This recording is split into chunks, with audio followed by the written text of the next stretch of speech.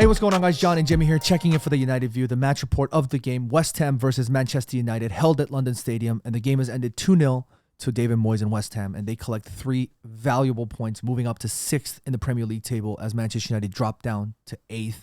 It seems to be the story of our season so far. The inconsistent, inconsistent. I don't even know how to phrase it. I don't even know what you just said. Yeah, exactly. I think that translates onto the pitch because we have no idea what we're seeing on that pitch. It is just a lack of answers. It is a lack of quality, a lack of trust, decisiveness, a lack in so many elements of a footballing team. And I'm truly at a loss for words. Jimmy, just talk to me about what your thoughts are. Quickly summarize to me your overall analysis of the game. I have no thoughts. That first half, you know, it gave you the hope that maybe we can do something in the second half. We had a chance with Garnacho. Regrettably, I think he could have done a lot better there.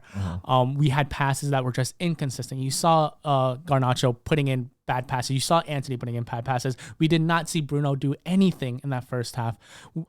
I still don't understand how Johnny Evans is still in this squad as a first choice center back right now and still putting in a shift.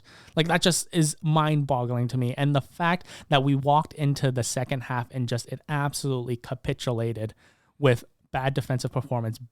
Even worse, I mean, it was not bad in the first half, but even worse attacking output in the second half. Rashford coming on in the 55th minute and doing absolutely nothing. I don't even think I saw him on the ball until like the 80th minute.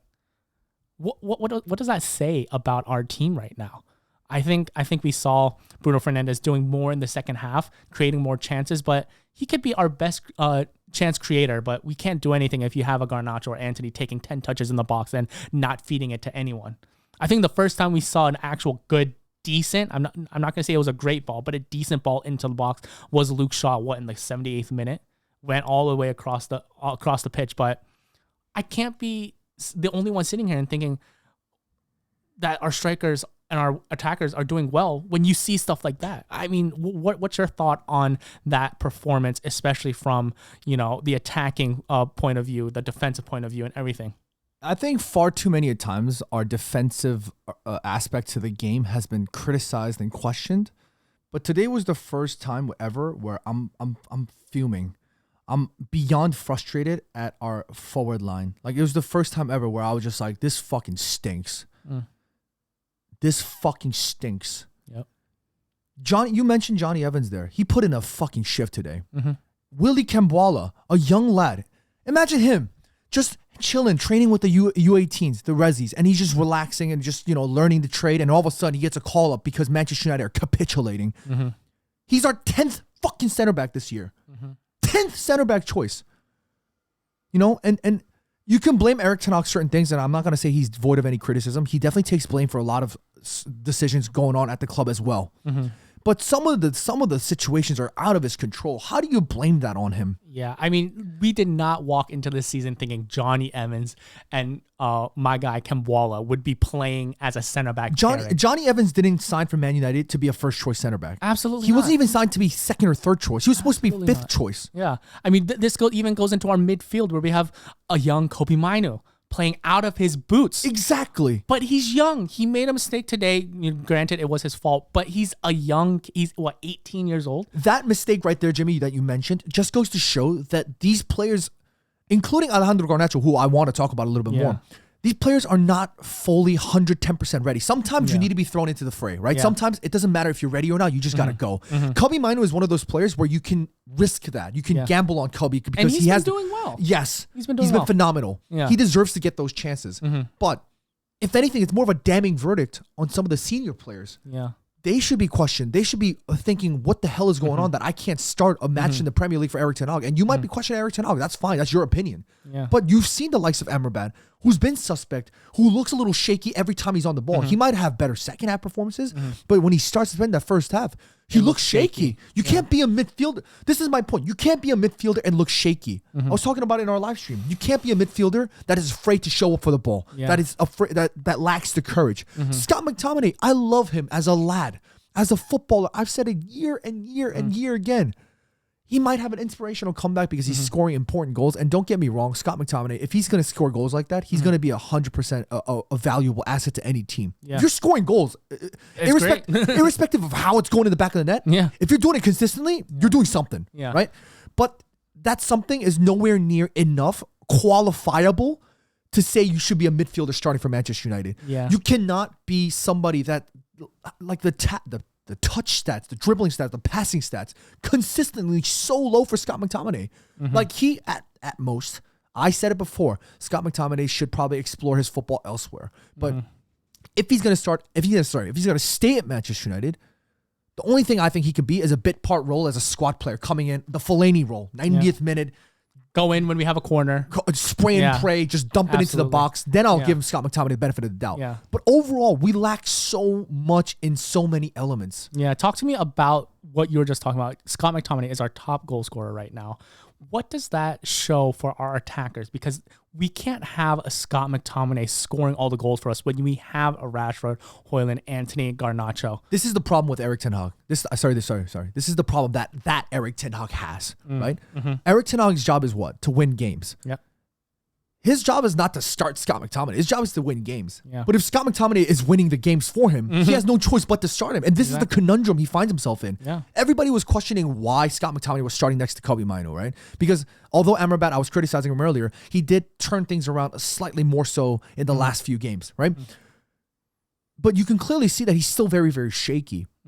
And that's probably why Erik ten Hag opted to drop Amrabat, because Kobbie Mainoo shows class and composure on the ball. For a kid as young as he is, you can't even tell by you can't tell his age by his performance. He's incredible. Yeah. So that's probably why he needs, if he had to pick, Scott McTominay can't be dropped because he's scoring goals. Kobbie Mainoo can't be dropped because he's probably the calmest midfielder we have right now. You can't question Erik ten Hag for that decision process, but you can question it when you have somebody like Scott McTominay who's just not performing at all. But your question was with respect to our attacking player. Yeah. That is the most damning verdict of all damning verdicts. And like I said, we were talking about our defensive line, and I was just sort of giving them a benefit of the doubt. I think our front line and our attacking players don't get as nearly criticized as much as our back line and Erik ten Hag. Everybody blames Erik ten Hag and our defenders more than our attackers. Yeah. Today's game was the first time where I looked at our attackers and go, all right, this is on y'all. Absolutely. Like 100%. Absolutely. I mean, we saw in the first half, we saw the chances we created, and Garnacho has to do better there on that shot. Antony has to do better when he has the ball at his feet. There's just so many elements to our attackers that need to improve. You expect more from the likes of Antony because he's played a lot more senior football at Ajax, at Manchester United. Somebody like Alejandro Garnacho, who I got freaking attacked by the Man United fans last season and this season for saying that I don't believe Alejandro Garnacho is ready to start. You saw at the start of this season how ineffective he was. Yeah. That's why Erik ten Hag continued to rely on Marcus Rashford. But again, going back to Erik ten Hag's problem, this is his issue. If you had to pick somebody that was more fit, more appropriate for the Premier League, you pick Rashford over Garnacho. But Rashford has been stinking it up the park. Yeah, he came on in the 55th minute today, and I can't even remember what he did in that game. But that's my point. That's my point. Is this is the problem Erik ten Hag has. He has to pick between the two. He started Alejandro Garnacho a couple of times. He showed the ineffectiveness, so he gave it back to Marcus Rashford, and fans were calling for Marcus Rashford to be dropped for months. Yeah. But Erik ten Hag realizes that Marcus Rashford is probably the best option he has. That's why he continued to start him till to the point that he had no choice.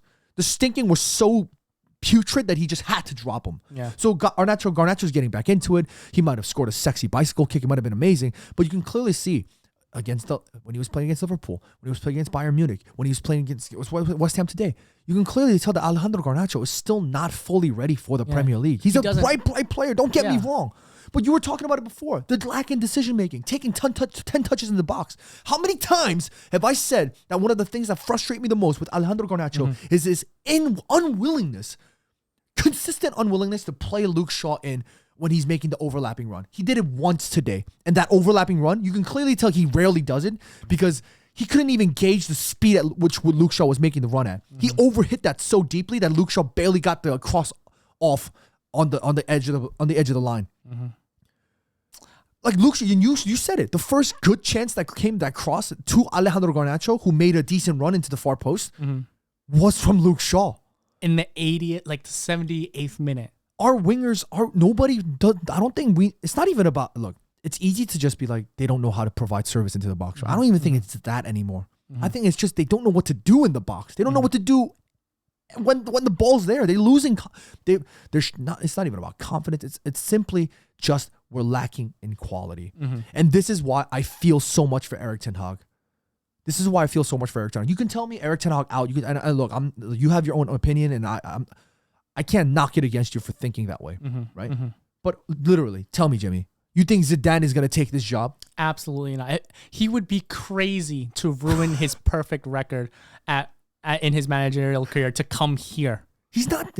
People, I don't know why Man United fans don't get the fact that if Ten Hag gets sacked, who's going to replace him? And if you guys say Zidane, he's not coming. Graham Potter. You must be mad to think that Graham Potter is going to do a better job right now when he's had the same issue at Chelsea, having young, inexperienced players only at his disposal, bad decisions from up top. He's going to do worse. Yeah, there's not a chance that we are looking at prospective managers and saying, "Oh yeah, they'll come to United." Absolutely not. I'm going to come. Yeah. Look, at the end of the day, it's I think, if this continues till January, I think we just need to concede to the fact that this season is probably going to be done and dusted, and we better all get on our knees and start praying and hoping that we get top 4. Yeah, that something has to change over this winter break. What if there is a winter break? Yeah, absolutely right. I just want to go on break. If I had to pick a man of the match, though, I think I'd have to give it to. I'm just going to give it to Johnny Evans and Willy Kambwala. I'm going to pick both of them. Yeah, I mean, honestly, those two are phenomenal. Honestly, I think Kobe Mino also had a very decent game. Luke Shaw had a good game apart from that one. Yeah, except that one mistake. But again, he's young. He's literally a kid. We can't be thinking he's going to be a world beater at 18. Yeah.